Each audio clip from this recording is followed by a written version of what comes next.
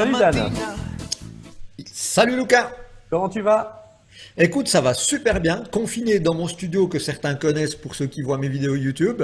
C'est devenu un peu ma grotte, quoi. Je pense qu'on en est tous un peu à la même et je vois que ta grotte est sympa aussi. Ouais, nouvelle grotte, donc c'est assez chouette. Parfait, donc pour ceux qui éventuellement, s'il en reste, ne te connaissent pas, je te laisse peut-être te présenter en quelques mots. Oh, oui, on va faire court, hein, parce qu'on est dans une capsule. Donc je m'appelle Dan Noël, comme la fête de Noël. J'ai 44 ans, bientôt 45. Pas d'enfant, j'en veux pas. J'habite au Val de Travers, personne n'est parfait. Et puis je me qualifie comme serial entrepreneur, digitaliste, digi-invadeur. Et puis la tête et les muscles de cette belle entreprise qui s'appelle Starterland et son annexe Create. Excellent. Alors du coup, je te remercie de participer à cette interview, donc la Casa del Starter qu'on a lancée.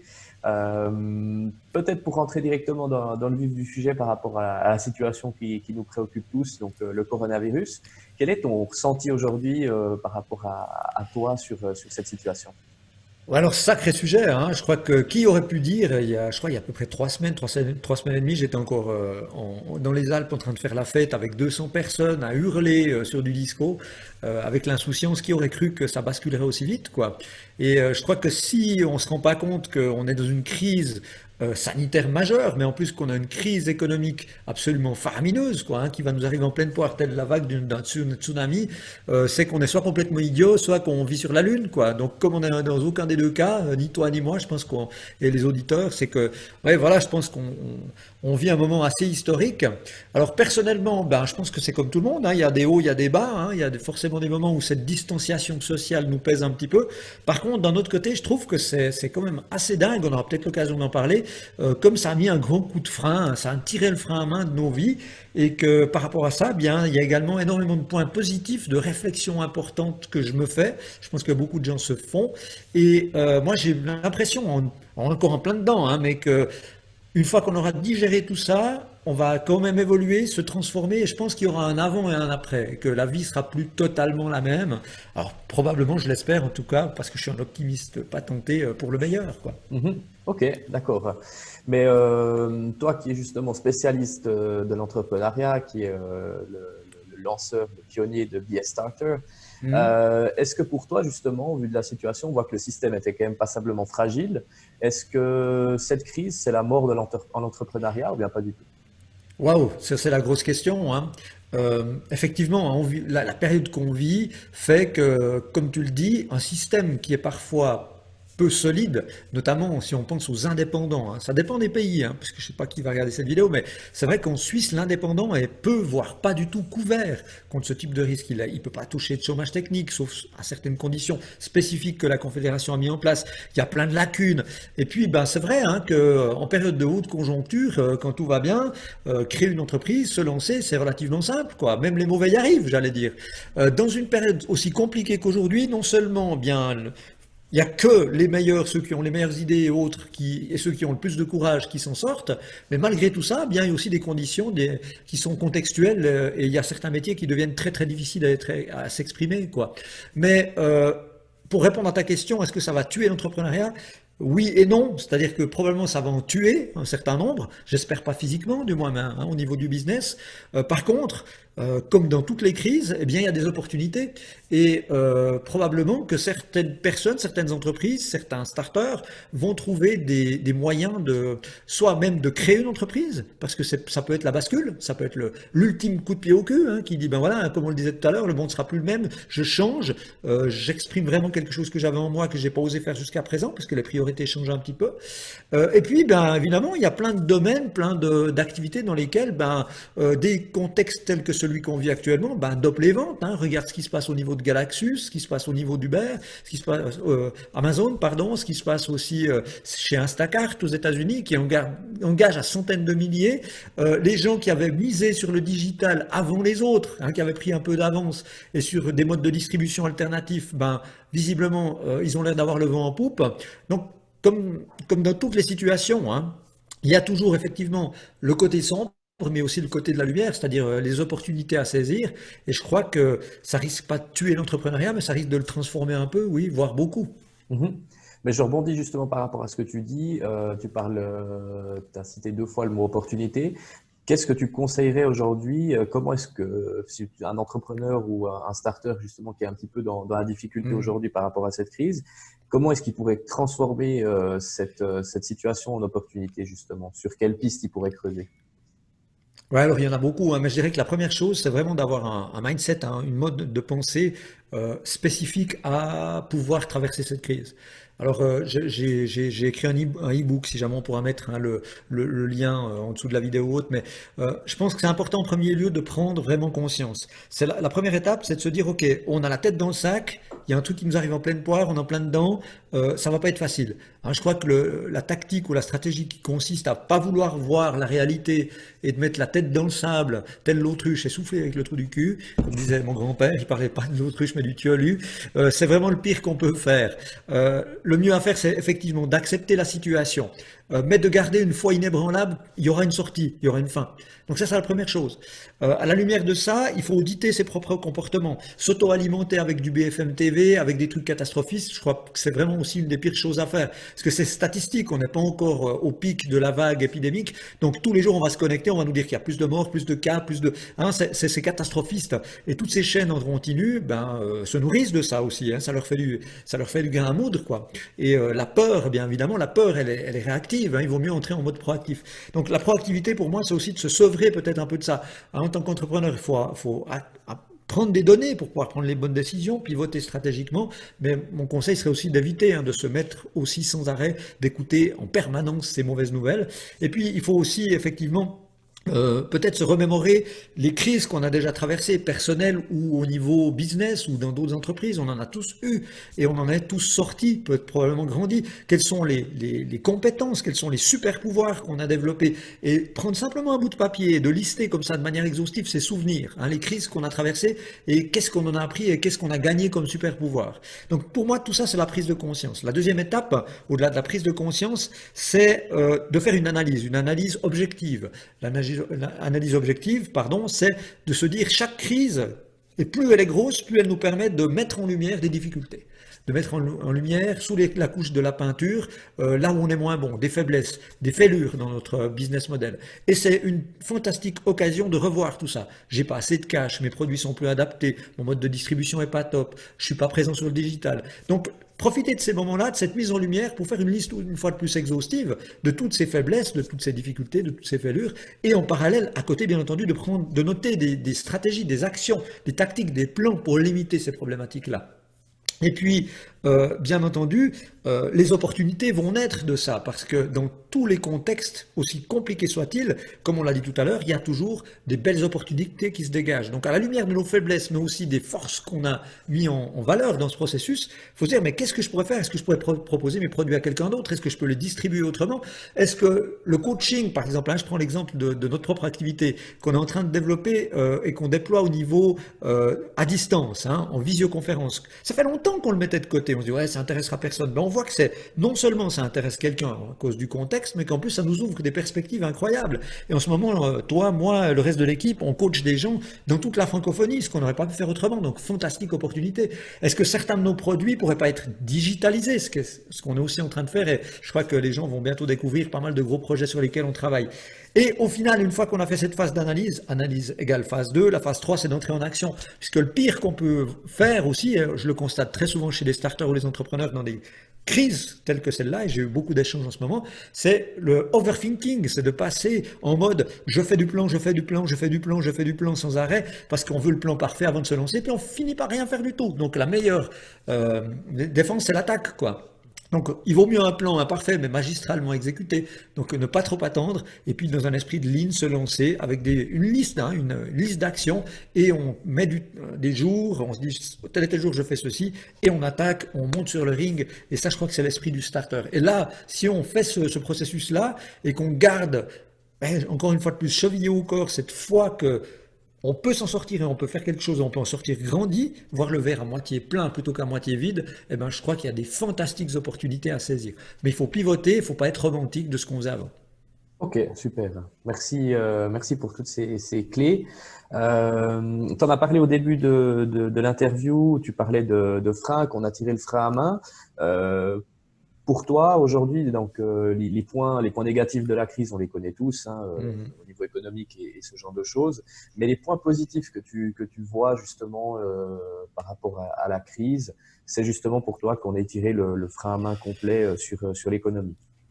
Ah oui, alors l'économie et la vie en général, j'ai l'impression. Alors je suis probablement le cordonnier le plus mal chaussé, hein. Pour ceux qui me suivent, je suis un méga hyperactif, j'arrête jamais, je cours dans tous les sens.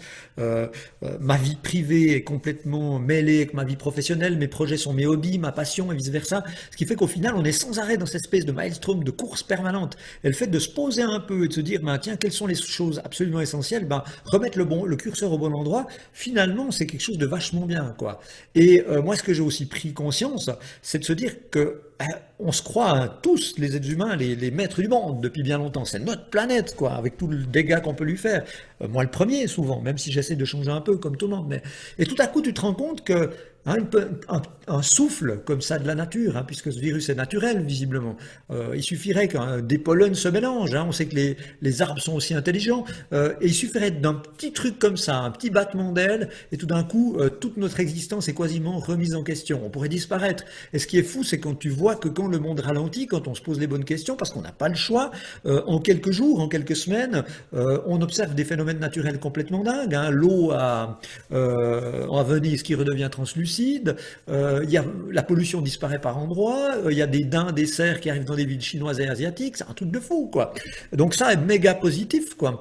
Et puis, ben, je pense que moi, ce que j'ai aussi mis en place, c'est que je médite beaucoup, hein, parce que étant méga hyperactif, je crois que c'est la seule chose qui me permet de dormir. Je sais que on en a parlé souvent à Luca, on est toi et moi à la recherche on fonctionne un peu de la même manière et la méditation m'aide beaucoup. Et dans la méditation, il y a toute la partie de la gratitude que j'avais pas vraiment appliquée jusqu'à présent et depuis c'est quasiment 3 semaines, on est en remote et où notre vie a changé. C'est vrai que je me suis mis à tous les matins, tous les soirs, à prendre 10 minutes, quart d'heure et à exprimer une gratitude pour ce que j'ai plutôt que ce que j'ai pas. Et ça, je crois que c'est impressionnant l'effet que ça peut avoir. Alors en termes personnels, mais aussi au niveau du business. Hein. Donc ça permet de voir beaucoup plus clair, d'être beaucoup plus dans le moment présent, d'apprécier ce qu'on a. Puis finalement, on se rend compte qu'il y a beaucoup de choses qu'on achetait ou qu'on faisait et qui sont finalement assez futiles. Elles sont juste là pour peut-être contrer certaines incertitudes qu'on a et que si on revient à l'essentiel, on n'a plus besoin de tout ça et on est à ce moment-là beaucoup plus aligné, beaucoup plus pertinent. Et je crois que, en tout cas pour ma part, je vais vraiment continuer dans cette voie et c'est là où je voulais dire que on change pour de vrai quand on prend conscience et qu'il y aura un avant et un après. D'accord. Mais justement, par rapport à l'avant et à l'après, aujourd'hui, donc on voit que cette crise est en train d'accélérer quand même le passage sur tout ce qui est digital, donc digitalisation des formations, Ouais. des méthodes de travail. Est-ce que après cette crise, tu penses qu'on va partir dans une optique où on va justement transvaser vraiment, essayer de tout mettre sur du digital et puis de rester sur cette ligne-là avec du télétravail, avec des choses en ligne et autres, ou au contraire, on va vouloir retourner à l'état normal, c'est-à-dire d'avoir ce contact, ce lien social, et justement sur l'aspect où on va aller dans la digitalisation, est-ce qu'on ne prend pas le risque éventuellement de perdre des places de travail ou ce genre de choses, de perdre le contact humain?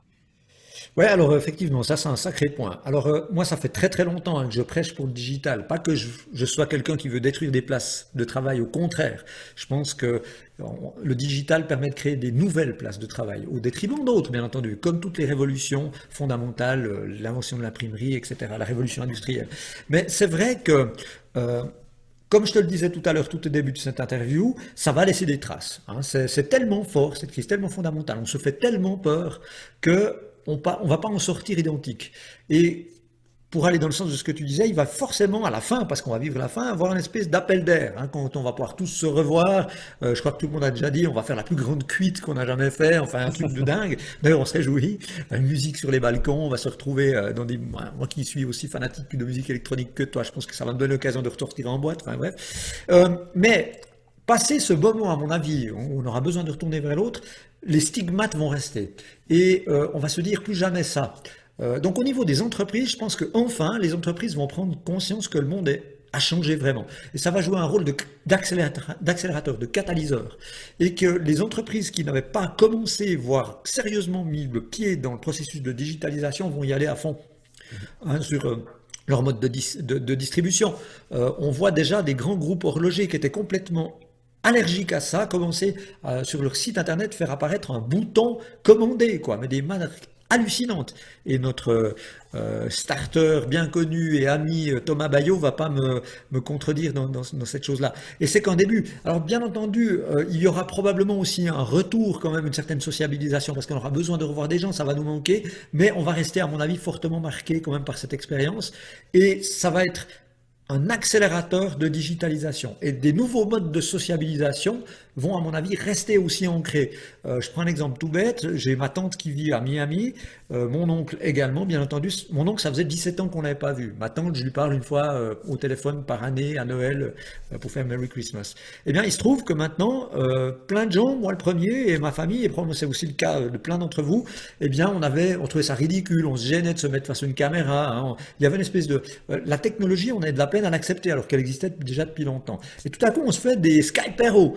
Et puis, à un moment donné, on fait un Skype-Hero avec ma frangine, on dit, et tiens, et si on essayait on regarde notre montre et que le décalage horaire, c'est à peu près l'heure de l'apéro du matin chez ma tante, allez, on essaye. Et tac, elle est en vidéo. Et on voit mon oncle qu'on n'a pas vu depuis 17 ans. On recrée du lien d'une manière un peu différente. Donc j'ai un peu l'impression que ça va vraiment...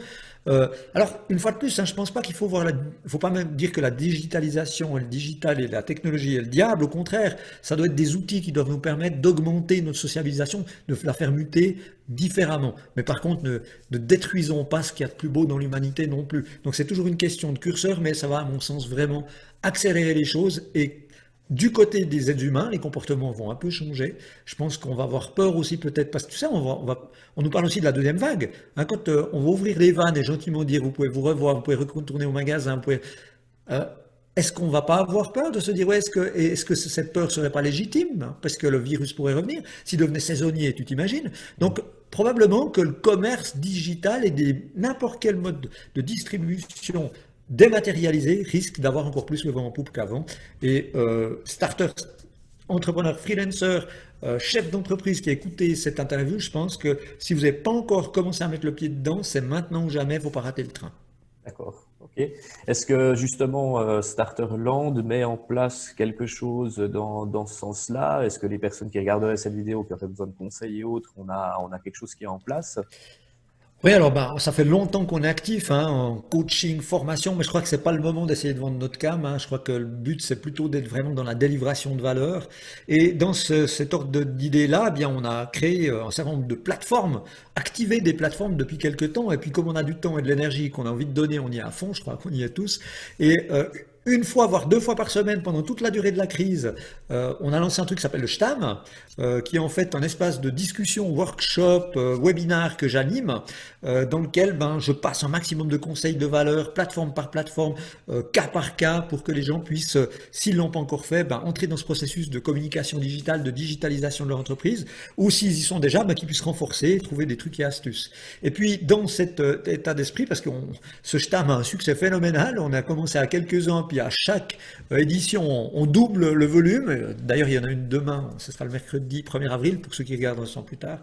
Et là, on attend déjà plus de 300 personnes.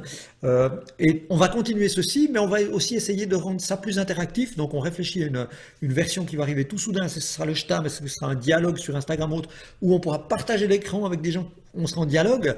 Et puis, on a lancé pas plus tard que ce lundi, c'est juste, hein, Lucas, la Starter Hotline.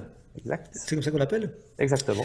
La Starter Hotline sur Facebook, qui est un groupe privé sur Facebook, où le but, c'est vraiment pour les starters, les freelancers, les créateurs d'entreprises, qui ont des questions, qui ont des doutes, qui n'ont pas pu poser leurs questions sur d'autres canaux, où on leur a pas répondu, où ils ont envie d'échanger, ils ont envie de s'entraider. Alors, une fois de plus, c'est un groupe privé, il faut juste demander à y entrer, parce qu'on veut vraiment on fait les modérateurs violents, parce qu'on veut vraiment qu'il y ait que de l'entraide, que de l'échange, que des questions-réponses. Et puis, c'est vraiment une plateforme où toute l'équipe, on interagit, mais aussi où il y a un esprit de co-création avec tous les starters de toute la francophonie. Donc, si jamais, n'hésitez pas à chercher sur Facebook Starter Hotline. Et vous allez trouver le groupe, il suffit de faire la demande et de répondre à 1 ou 2 questions pour qu'on s'assure que vous avez la bonne vibe, et puis on se retrouve là à fond, quoi. Ok, super. Et puis, je crois que tu as une petite astuce musique aussi. Moi, j'écoute Oui. pas mal ça. Et puis, c'est vrai que ça me met de bon train pour le matin. Donc, je pense que c'est la bonne occasion de Ouais. balancer ça à tout le monde. J'allais l'oublier, tu vois. C'est vrai que dans l'équipe de chez Starterland et Create, on est tous à fond branchés musique avec des goûts complètement éclectiques et différents, mais on parle très souvent de musique. Et puis on s'est rendu compte, on travaille tous en remote, que on passait notre journée à écouter de la musique qui nous inspire et qui nous donne la patate, qui nous donne des super vibes. Et on s'est dit si on partageait ça.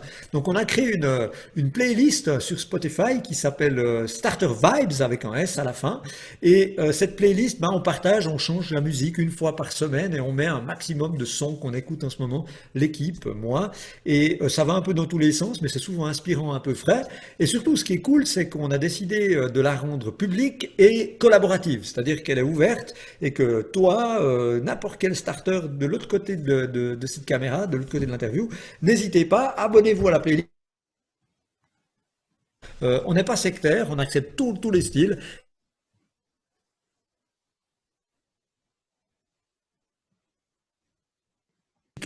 Et nourrissons-nous des bonnes vibes de tout le monde. Super, parfait. Ben, on mettra de toute façon en lien dans la vidéo donc les liens pour le détail pour la starter hotline, pour la playlist Spotify, pour le Stam également. Je te Magnifique. remercie sincèrement d'avoir partagé ça avec nous sur cette émission. Et puis, Yes. ben, je me réjouis qu'on continue à créer et à développer et puis qu'on puisse continuer d'accompagner les starters, les entrepreneurs pendant cette période. À fond. Et puis merci beaucoup, Lucas, pour cette initiative, parce qu'elle vient de mon collègue Lucas, qui partage avec moi cet espace d'interview. C'est super génial. Ça faisait longtemps qu'on voulait le faire. Et puis surtout, on vous lâche pas, les starters, sur tous les canaux. N'hésitez pas, contactez-nous. Et puis surtout, gardez la patate. Hashtag on lâche rien. Allez, et puis une super journée à tous et à toutes. Allez, à bientôt. À bientôt, bye bye. Partigiano, oh vela ciao, ciao, ciao, ciao, e se io muoio da partigiano.